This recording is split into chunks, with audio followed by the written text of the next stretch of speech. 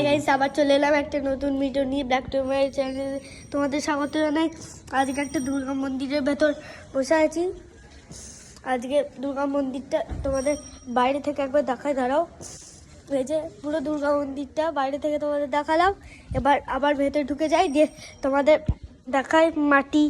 এখানে মাটি ঠাকুর বানানোর, এখন ঠাকুর বানানো চলছে।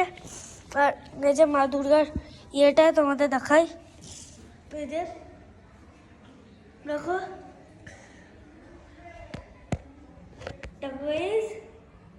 দেখতে পাচ্ছ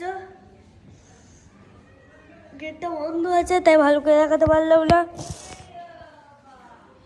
তো আজকে এখানে এবার বসে পড়লাম। আর আজকে মহালয়া ভোরবেলা এখন। তো তোমাদের ব্লগটা কেমন লাগলো অবশ্যই কমেন্টে জানিও।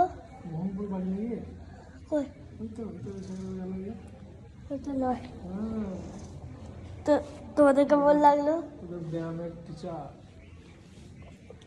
ওই যে ওইদিকে একটা লোক গেল বলে একটু ডিস্টার্ব হয়ে গেছে।